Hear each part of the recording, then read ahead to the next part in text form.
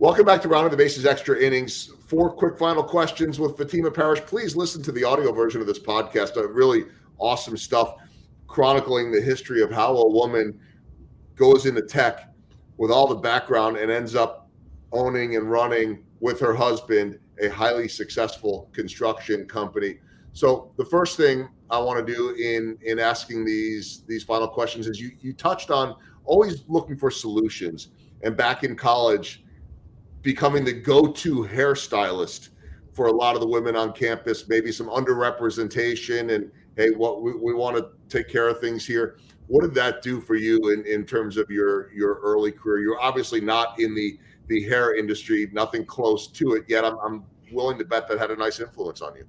It absolutely did. It was just one of many businesses. I ended up opening, this salon, Sheer Elegance, on 37 Troost, and I had 6 barber stations and 6 beauty stations, and a team of stylists that were able to provide their services as independent businesses. And so always thinking on thinking of a way of how to scale.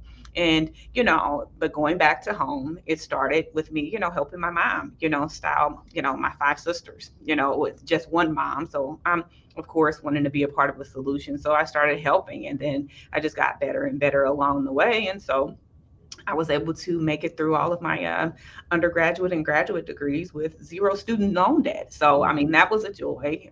So they had to want to come back. And so I was, that stylist that made them, that had them returning because of great customer service.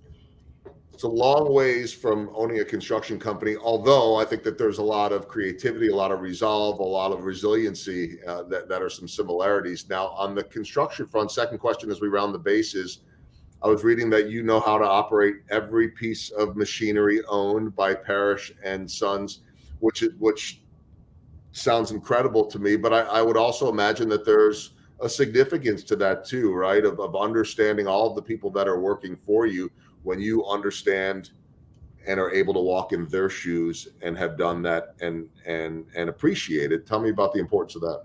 Yes.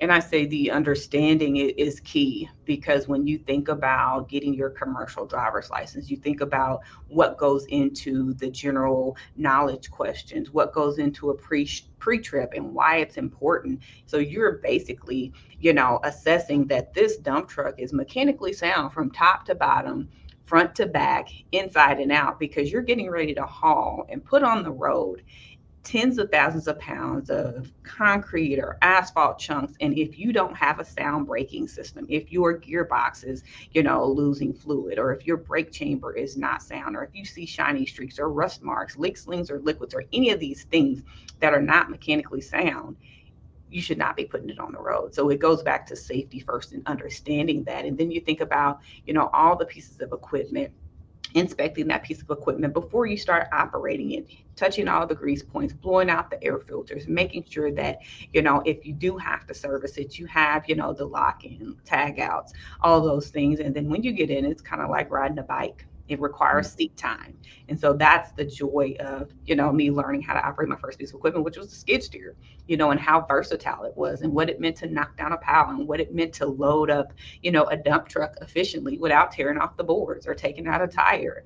And so just understanding that, the basic functions, you have more respect for the planning of it, because you have to plan things in sequence in order for you to be efficient, in order for you to, number one, be safe, and then, deliver with great quality and increase production. And so when you're increasing production, you're delivering a prompt, fast, solution for, the client. So it's really important to know, the sequencing and how things work, because at the end of the day, if I have to, we'll get out there and finish a job. Love it. All right. Third question as we round the bases. I saw that you are the 2023 chair of Awesome Personality, an event that helps teenage brown and black girls overcome challenges to achieve their dreams. Tell me about that and what it means to you. Yes, it means a lot. Awesome Ambitions, they've been around for 25 years. One of the founders, Cynthia Newsome, I had gotten the opportunity to meet her and 3 busloads of young girls 3 years ago at the KCI airport on a Saturday in Virginia Beach. and Kate Sweden, so Edgemore and Clarkson, and Joe McBride of the Kansas City Aviation Department were looking for volunteers, women specifically, to come up and talk about what they were doing on the airport and why it was important. And so I made the time on a Saturday, and who would have known that you would have seen these bright, smiling faces of young girls, 3 busloads again, and just sharing, my role, how my role in the grander scheme of this, major infrastructure project in Kansas City, how I was a part of that. And for them to see that is such a huge deal, because taking it back to when I was a developer and me working for Sun Life, and seeing another Black female developer, she didn't know that, indirectly, she inspired me to keep going as a developer and, a software engineer, and all of those things that would come and I would be encountering, as a minority woman in another male dominated field. And so I'd like to say that Awesome Ambition, they are continuing to be a part of allowing young girls to see and then, see the things that they can be ambitious in pursuing by seeing just another, woman that looks like them in that space. And so it was just exciting. Sounds to me like you maybe you had an idea going in what that could be like, but you really didn't know until you saw the faces and actually was able to talk to those girls. I don't know if you saw yourself in some of them or not, or what that felt like, but it had to have been really rewarding. Yes. So absolutely seeing myself in, some of the young girls with respect to how I told my story, because I wanted to make sure that it was receptive as possible, and, just truly meeting them where I thought I was at that age, and wanting to keep them engaged and wanting to ask them questions versus me just talking, just so that it was a little bit of a dialogue. So they, wanted to be a part of the conversation.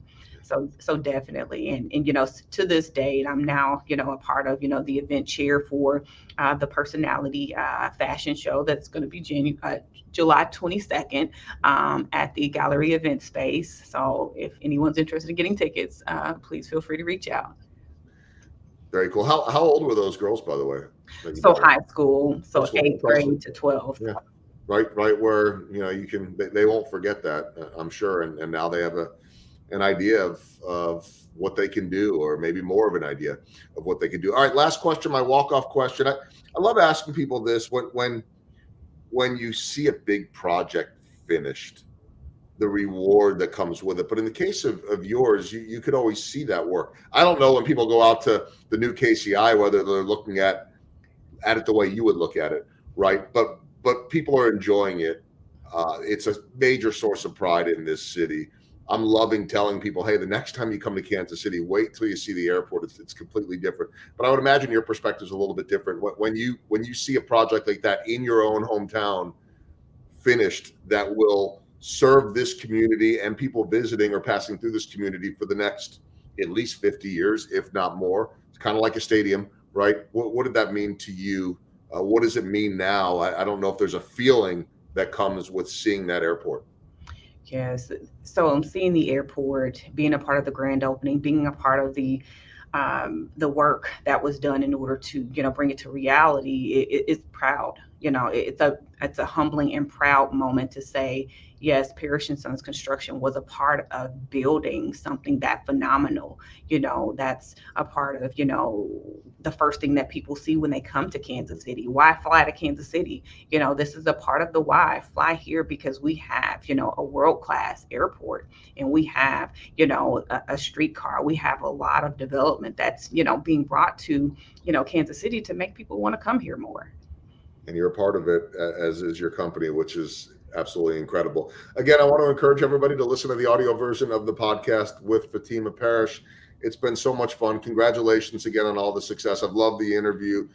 Fahteema, thanks for spending all the time. You're welcome. Thank you again, Joel.